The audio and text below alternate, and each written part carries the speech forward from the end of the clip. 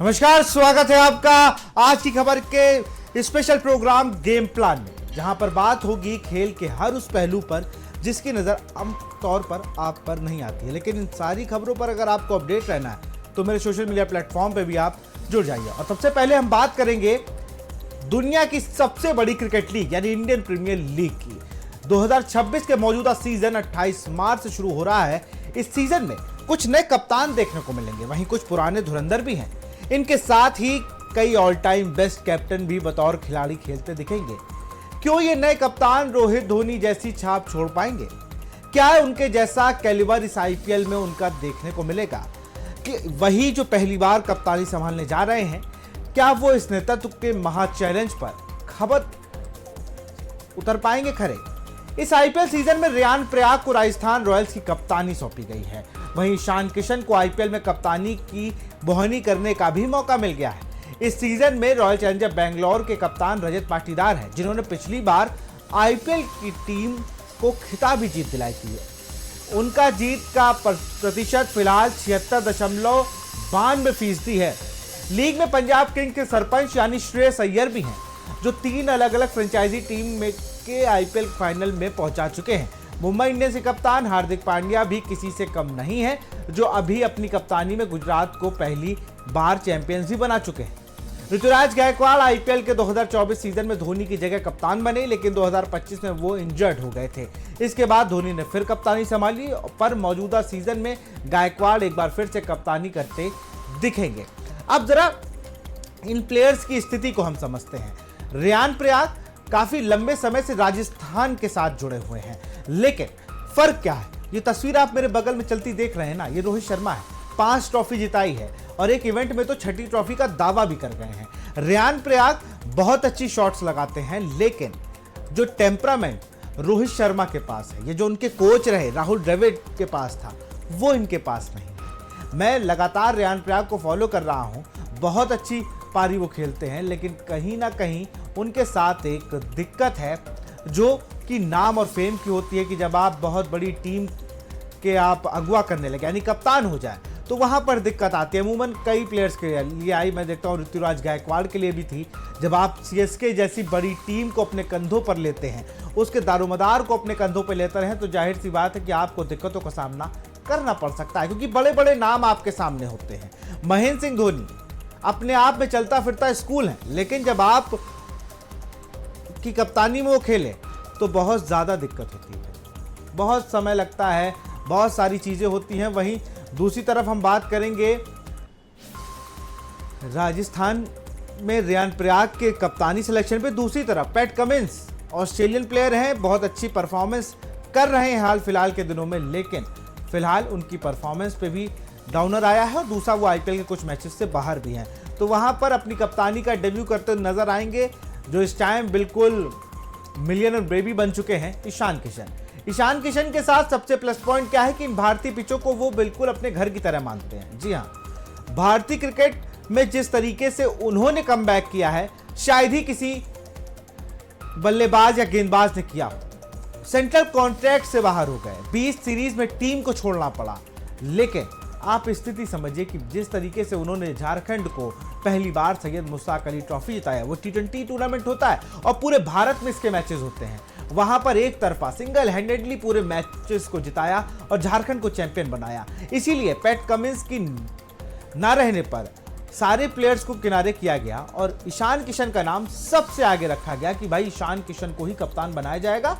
और ईशान किशन फिलहाल कुछ मैचेस के लिए अपॉइंट किए गए, लेकिन अंदर खाने खबर यह है कि परमानेंट कैप्टन बना दिया जाए। अब चूंकि मैं कैप्टन पे क्यों इतनी चर्चा कर रहा हूं, इतिहास में पहली बार है कि 10 टीमों के 10 कैप्टन भारतीय हैं, वरना कई बार हम लोग किराए के कप्तान लेके खेलते थे। आप देखिए ना, रिकी पॉन्टिंग यहाँ पर कप्तान हुए, यहाँ ग्रेम स्मिथ कप्तान हुए, स्टीवन फ्लेमिंग एक आध दो मैचों में चेन्नई की कप्तानी करते गए। हमें अगर हम जॉर्ज बेली को देखें, वो कप्तान रहे, पैट कमिंस कप्तान है, डेविड वार्नर कप्तान थे, कैमरून वाइट कप्तान हुए, केविन पीटरसन दिल्ली के कप्तान रहे।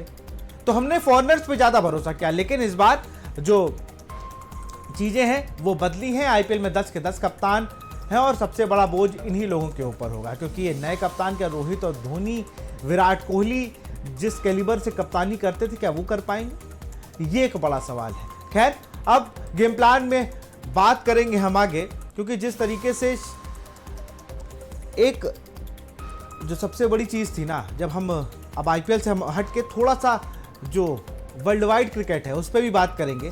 अब अगली खबर की बात हम करेंगे, वहां पर हम देखेंगे कि जिस तरीके से भारत और बांग्लादेश के बीच की जो रिश्ते थे, भारत और बांग्लादेश के बीच जो रिश्ते थे, भारत और बांग्लादेश सितंबर में होने वाले हैं। अब पहले मैं बता दूं, फिर मैं आऊंगा उन सब चीजों में। बांग्लादेश क्रिकेट बोर्ड ने 2026 में होने वाले आयरलैंड दौरे को स्थगित कर दिया है। बोर्ड ने इस अवधि के दौरान भारतीय क्रिकेट टीम की मेजबानी करने की योजना बना रहा है। बांग्लादेश क्रिकेट बोर्ड के एक अधिकारी के मुताबिक जब भारत के साथ होने वाली सीरीज को 2025 से शिफ्ट कर सितंबर 2026 में किया गया था, उसी समय क्रिकेट आयरलैंड से नई तारीख देने का अनुरोध किया गया था। तब आयरलैंड क्रिकेट ने बोर्ड को 2026 में दौरे को रीशेड्यूल करने में असमर्थता जताई थी। इसके बाद दोनों बोर्ड आपसी सहमति से सीरीज को टालने में सहमत हुए थे। बांग्लादेश का आयरलैंड दौरा 2027 में किसी समय आयोजित किया जा सकता है। पूर्व निर्धारित कार्यक्रम के मुताबिक भारतीय क्रिकेट टीम 3 वनडे और 3 टी20 मैच की सीरीज के लिए 28 अगस्त 2026 को बांग्लादेश पहुंचेगी। टेंटेटिव है ये। मुकाबला 1, 3 और 6 दिसंबर को होंगे, जबकि टी20 मैच 9, 12 और 13 सितंबर को खेले जाएंगे। बांग्लादेश ने हाल ही में पाकिस्तान को अपने घर में वनडे सीरीज में 2-1 से हराया है। सीरीज जीतने के बाद बांग्लादेश आईसीसी की वनडे रैंकिंग में 9वें स्थान पर पहुंच गया है। टीम ने 69 रेटिंग पॉइंट्स है और वह 10वें स्थान पर मौजूद वेस्टइंडीज से आगे है। बांग्लादेश का ध्यान वर्ल्ड कप जो 2027 के लिए क्वालिफाई करने का है। विश्व कप में सीधे क्वालिफाई करने के लिए बांग्लादेश को 31 मार्च 2027 तक टॉप 8 में जगह बनानी होगी। अगर टीम ऐसा नहीं कर पाती है तो ऐसे क्वालिफाइंग टूर्नामेंट खेलना पड़ेगा। आयरलैंड दौरे के टलने के बाद बांग्लादेश के पास न्यूजीलैंड, ऑस्ट्रेलिया और भारत के लिए घरेलू सीरीज के साथ साथ दक्षिण अफ्रीका, जिम्बाब्वे के दौरे कार्यक्रम भी लगे हैं। बांग्लादेश और भारत के पिछले कुछ महीनों से जो रिश्ते हैं वह असामान्य रहे हैं। बांग्लादेश टी20 विश्व कप में 2026 मैच खेलने के लिए भारत नहीं आई थी और विश्व कप का बहिष्कार किया था। अब आप एक चीज समझिए, मैंने पहले भी कई बार कई चर्चाओं में यह बात कही कि बांग्लादेश के पास आर्थिक मजबूती नहीं है। क्रिकेट बोर्ड पर तो फिलहाल नहीं है, बाकी कहीं से वो क्या करते हैं वो अलग विषय है। भारतीय टीम इकलौता ऐसा बोर्ड है जो अपने साथ 12 एसोसिएट बोर्ड्स को कैसे न कैसे मदद जरूर करता है। वो चाहे अफगानिस्तान हो, जिम्बाब्वे हो, वो श्रीलंका बोर्ड हो, चाहे वो बांग्लादेश हो। एशिया के तमाम ऐसे बोर्ड्स हैं जिनको भारतीय टीम हमेशा मदद करता है, पाकिस्तान के अलावा। बांग्लादेश उनमें से एक है। बांग्लादेश वो दौर भूल गया जब हबीबुल बशर कप्तान हुआ करते थे और भारतीय टीम को अपने घर बुलाने के लिए एक दौरा था और भारतीय टीम को अपने घर बुलाने के लिए उन्होंने ये कह दिया था कि मैं तो पलके बिछाकर सचिन तेंदुलकर और राहुल द्रविड़ की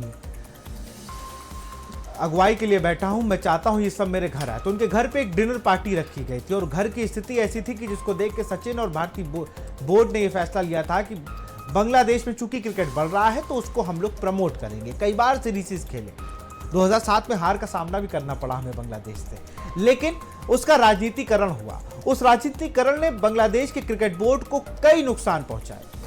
सबसे पहले जो नुकसान पहुंचाया वो पहुंचाया क्रिकेट में उनकी जो पारदर्शिता थी वो खत्म हुई कि आप लगातार आप पर कट्टरपन के आरोप लगने लगे। अमूमन क्रिकेट में ये होता नहीं है, जेंटलमैन्स गेम है, लेकिन कहीं ना कहीं बांग्लादेश पर यह आरोप लगे। बांग्लादेश के पीछे की ताकत थी, उनको लगा कि एसीसी चेयरमैन यानी एशिया क्रिकेट काउंसिल के चेयरमैन मोहसिन नकवी जो पाकिस्तान में मंत्री भी हैं, वो उनके साथ देंगे और वो कहीं ना कहीं आईसीसी को अपने रुख पर झुका लेंगे।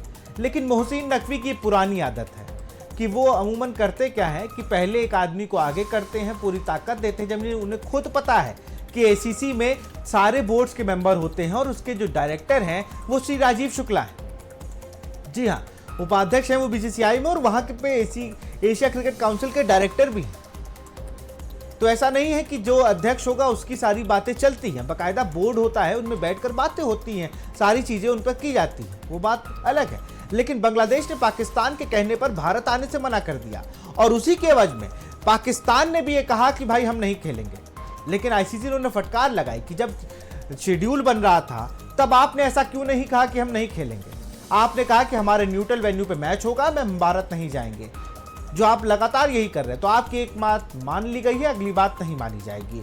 अब वही बांग्लादेश लगातार भारत से अपने रिश्तों को सुधारने की कोशिश कर रहा है, लेकिन मुझे नहीं लगता इतनी आसानी से जो वर्ल्ड वाइड आप थप्पा लगा रहे थे सिक्योरिटी कंसर्न का, तो भारतीय टीम को भी सिक्योरिटी कंसर्न हो सकते हैं। और बांग्लादेश का ये दौरा फिलहाल मुझे होता नजर नहीं आ रहा। अब बात करेंगे आईपीएल की फिर से, क्योंकि इंडियन प्रीमियर लीग के आगामी सीजन से पहले लखनऊ सुपर जायंट्स की 20 सदस्यीय टीम ने रामनगरी अयोध्या पहुंचकर रामलला के दरबार में हाजिरी लगाई।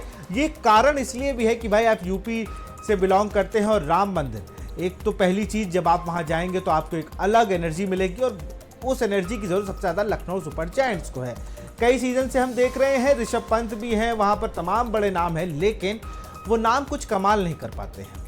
केएल राहुल के जाने के बाद ऋषभ पंत को कप्तानी मिली है, कई जीते जिताए मैचेस में उन्हें हार का सामना करना पड़ा है, और कई बार ऐसा हुआ है कि जैसे लग रहा था कि एलएसजी को हुआ क्या है, ये टीम कागज पर तो बहुत स्ट्रांग है, लेकिन मैदान पर क्या होता है। वहाँ दिग्तेश राठी है, वहाँ मयंक यादव है, वहाँ प्रिंस यादव है, मोहसिन खान है, शमी अहमद भी इस बार आ गए वहाँ पर। अगर हम देखें आयुष बडोनी वहाँ पर खेलते नजर आते हैं, वहाँ पर इतने बड़े बड़े नाम है, ऋषभ पंत खुद कप्तान जो है, लेकिन उसके बाद भी क्या होता है, हम लोग जब लखनऊ सुपर जायंट्स की टीम को मैदान पर खेलता उतरते देखते हैं तो वहाँ पर कहीं ना कहीं बड़ा अप्स एंड डाउन्स हैं। तो ये उनके लिए एक अच्छी बात थी। बता दें, इस टीम के मालिक संजीव गोयनका भी इस दौरान मौजूद थे, और सभी खिलाड़ियों ने मंदिर परिसर में श्रद्धा भाव से दर्शन पूजन किया और आगामी आईपीएल सीजन जिसकी मैं बात कर रहा था उसकी प्रार्थना किया। अयोध्या में टीम के आगमन को लेकर सुरक्षा के कड़े इंतजाम भी किए गए थे।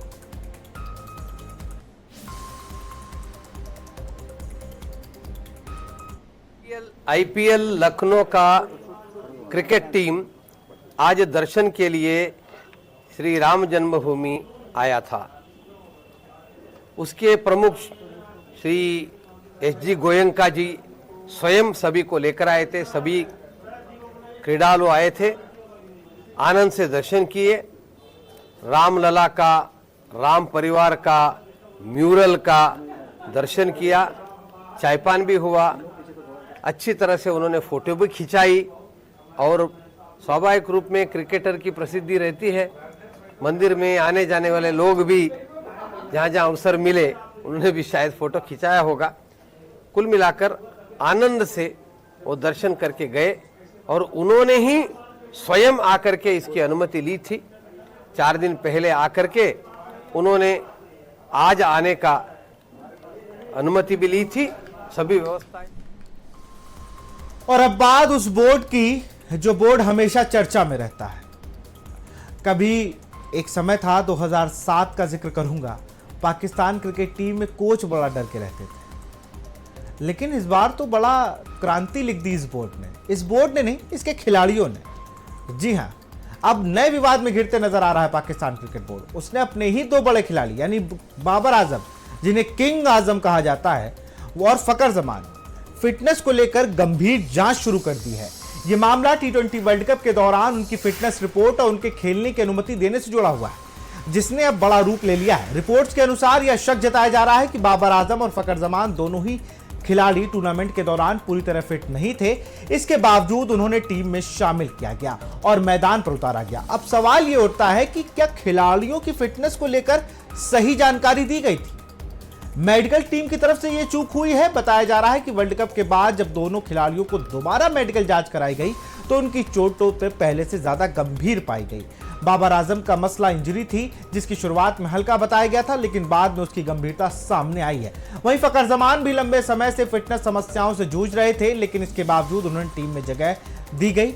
इस पूरे मामले की टीम के फिजियो और मेडिकल स्टाफ की भूमिका पर सवाल उठने लगे हैं। खास तौर पर टीम के फिजियो का आरोप है कि उन्होंने खिलाड़ियों को पूरी तरह फिट हुए बिना ही खेलने के लिए क्लियर कर दिया। अगर यह आरोप सही साबित होते हैं तो यह एक बड़ी लापरवाही मानी जाए, क्योंकि इंटरनेशनल स्तर पर खिलाड़ियों की फिटनेस सबसे अहम होती है। दूसरी ओर चयन समिति ने अपनी जिम्मेदारी से किनारा करते हुए कहा कि उन्होंने खिलाड़ियों को मेडिकल रिपोर्ट से क्लियरेंस मिलने के बाद ही चुना था, यानी अब पूरा फोकस मेडिकल स्टाफ की भूमिका पर आ गया है। जांच में यह भी देखा जाएगा कि क्या फिटनेस रिपोर्ट को सही तरीके से तैयार किया गया था या उसमें किसी तरह की अनदेखी का दबाव था। इस विवाद ने पाकिस्तान क्रिकेट के अंदरूनी सिस्टम पर कई सवाल खड़े कर दिए। फिटनेस मैनेजमेंट, खिलाड़ियों की सेहत और चयन प्रक्रिया की पारदर्शिता अब चर्चा के केंद्र में है। क्रिकेट विशेषज्ञों का मानना है कि अगर खिलाड़ी पूरी तरह से फिट नहीं होते हैं फिर भी उन्हें बड़े टूर्नामेंट में खिलाया जाता है तो इससे न सिर्फ उनके कैरियर पर असर पड़ता है बल्कि टीम के प्रदर्शन पर भी सीधा असर पड़ता है। कुछ रिपोर्ट्स में यह भी कहा जा रहा है कि यह पहली बार नहीं है जब इस तरीके के आरोप सामने आए। पहले भी खिलाड़ियों की फिटनेस को लेकर सवाल उठते रहे, लेकिन इस बार मामला 2 बड़े खिलाड़ियों से जुड़ा है तो कारण ज्यादा गंभीर हो गया है। अब सभी की नजरों इस जांच के नतीजों पर टिकी हुई है कि अगर मेडिकल लापरवाही साबित होती है तो संबंधित स्टाफ के खिलाफ कड़ी कार्रवाई हो सकती है। वहीं यह संभव है कि भविष्य में खिलाड़ियों की फिटनेस को लेकर सख्त नियम लागू किए जाएं।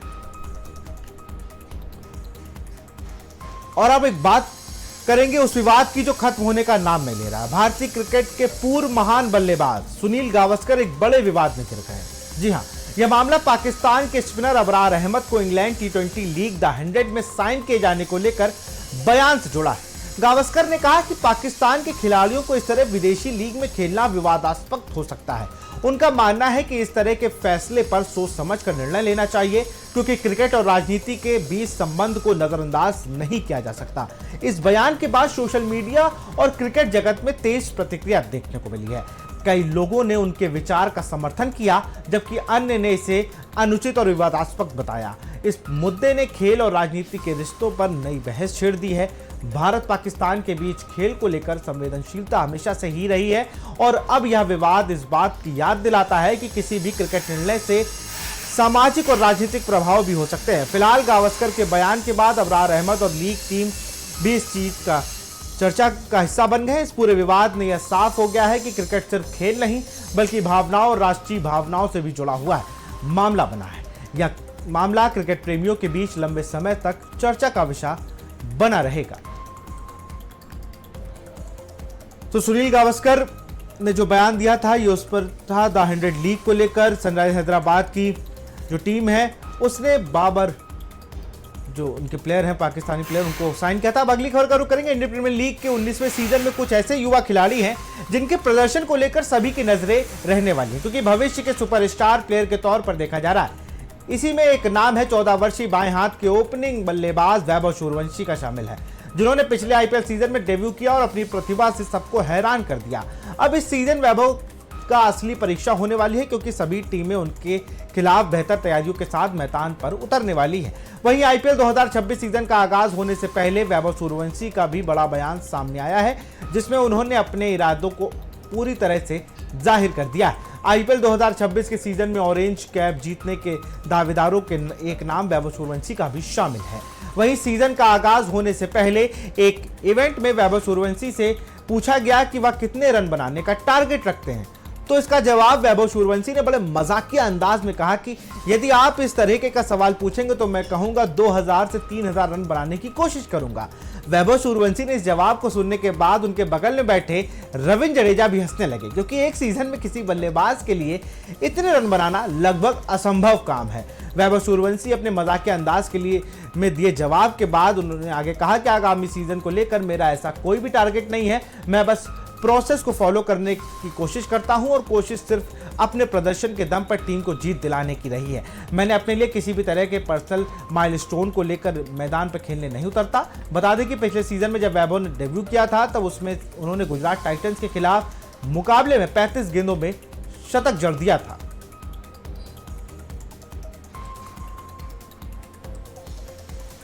और अब बात करेंगे हॉकी की। पाकिस्तान हॉकी फेडरेशन या PHS इस साल बेल्जियम और नीदरलैंड में होने वाले FIH men's hockey world cup में भारत के खिलाफ मैच खेलने के लिए मामले में अपने सरकार से सलाह लेगा। वही क्रिकेट वाला ड्रामा फिर से शुरू हो गया है। पाकिस्तान का ड्रामा खत्म होने का नाम ही नहीं ले रहा। खेल को राजनीति से दूर करने की बात करने वाला पड़ोसी मुल्क लगातार राजनीति को खेल में शामिल कर रहा है। इससे पहले क्रिकेट में भी पाकिस्तान ने गीदड़ भभकियां सामने आई थी लेकिन बाद में उन्हें झुकना पड़ा था। इंटरनेशनल हॉकी फेडरेशन ने टूर्नामेंट के ड्रॉ की घोषणा करते हुए बताया कि भारत और पाकिस्तान को 16 टीमों वाले इस वर्ल्ड कप के पूल D में रखा गया है। हालांकि पाकिस्तान हॉकी फेडरेशन के अधिकारियों ने टेलीकॉम एशिया स्पोर्ट्स को बताया कि 19 अगस्त को होने वाले पहले राउंड के मैच में भारत के खिलाफ मैदान में उतरने के मामले में पूरी तरह सरकार के फैसले का पालन करेंगे। पुरुष हॉकी वर्ल्ड कप 15 से 30 अगस्त को बेल्जियम और नीदरलैंड्स की संयुक्त मेजबानी में खेला जाएगा। 2018 में भारत के भुवनेश्वर में हुए टूर्नामेंट में 16 टीमों में से 12वें स्थान पर रहने के बाद यह पाकिस्तान का पहला वर्ल्ड कप होगा। पाकिस्तान 2014-2022 के वर्ल्ड कप के लिए क्वालिफाई करने में असफल रहा था। पाकिस्तान फील्ड हॉकी में 4 बार विश्व विजेता भी रह चुका है और उससे अपनी आखिरी खिताब 1994 में मिला था। पीएचएफ का इस समय एक आंतरिक व्यवस्था के तहत काम कर रहा है, जिसमें प्रबंधन समिति 27 मार्च को बैठक करेगी और इस मामले पर विचार विमर्श करेगी। ओलंपियन सिमाउल्लाह ने टेलीकॉम एशिया.नेट को बताया कि हमने बात पता किया है कि पाकिस्तान और भारत एक ही पूल में रखा गया है, इसलिए 27 मार्च को होने वाली कार्यकारी समिति की बैठक में एजेंडे और में यह मुख्य मुद्दा शामिल होगा। ये एक गंभीर मसला है, इसलिए सरकार से सलाह लेनी होगी। वहीं अब केकेआर की टैगलाइन हम तैयार हैं पे बात करेंगे, जो मुझे नहीं लगता जो अब तैयार है। छोटे खिलाड़ियों की समस्या से जूझ रहे कोलकाता नाइट राइडर्स यानी केकेआर को शनिवार को एक और झटका लग गया। उसके प्रमुख तेज गेंदबाज आकाशदीप पीठ के निचले हिस्से में दर्द के कारण इंडियन प्रीमियर लीग से बाहर हो गए। आकाशदीप कम से कम 8 सप्ताह नहीं खेल पाएंगे, जिनसे दाएं हाथ के तेज गेंदबाज का जून की शुरुआत में अफगानिस्तान के विरुद्ध होने वाले एकमात्र टेस्ट मैच खेलने में भी संदिग्ध है। भारतीय क्रिकेट बोर्ड यानी बीसीसीआई के एक सूत्र ने बताया कि आकाशदीप की पीठ के निचले हिस्से में दर्द फिर से उभर गया है और उन्होंने ठीक से 8 से 12 महीने सप्ताह लग सकता है। वहीं आईपीएल में नहीं खेल पाने और उनका अफगानिस्तान के विरुद्ध होने वाले एकमात्र टेस्ट मैच खेलने में भी संदिग्ध है। इस 29 वर्षीय गेंदबाज ने अपना आखिरी मैच जम्मू कश्मीर के विरुद्ध रणजी ट्रॉफी सेमीफाइनल के रूप में खेला था। तब वह पूरी तरह से फिट नहीं दिख रहे थे। उन्हें पहली पारी में केवल 13 ओवर, दूसरी पारी में 7 से कम ओवर फेंके थे। तब से बेंगलुरु के में बीसीसीआई के सेंटर ऑफ एक्सीलेंस में रिहैबिलिटेशन से गुजर रहे हैं और उन्होंने बुधवार से यहां शुरू हुए केकेआर के अभ्यास शिविर में हिस्सा नहीं लिया। सूत्र ने कहा कि वो पूरी तरह से फिट होकर वापसी करने में काफी समय लगेगा। इस तरह की चोट में फिट होने के लिए लगभग 10 सप्ताह लगते हैं, लेकिन इस मामले में इससे अधिक समय लग सकता है। तो पहले हर्षित राणा फिर आकाशदीप केकेआर के लिए मुसीबतें कम होने का नाम नहीं ले रही हैं। इस बार केकेआर के सपोर्ट स्टाफ जब एक इवेंट में थे, जब टीम के कुछ प्लेयर्स इवेंट में, तो उन्होंने कहा कि हम इस बार ट्रॉफी को जीतने के लिए उतरेंगे, लेकिन ये चोटिल खिलाड़ियों के साथ आप कैसे उतरेंगे, ये एक बड़ा सिरदर्द केकेआर मैनेजमेंट और टीम के लिए बन गया है। तो गेम प्लान में फिलहाल इतना ही, और आप भी जुड़े रहिए मेरे साथ मेरे सोशल मीडिया प्लेटफॉर्म पे, जिससे आपकी राय भी हम अपनी टीवी स्क्रीन पर दिखा सकें। और आईपीएल शुरू होने वाला है, तो आप भी बताइएगा कि इस बार आप किसको सपोर्ट कर रहे हैं। तो फिलहाल इस कार्यक्रम में इतना ही। देख रहिए आज की खबर। नमस्कार।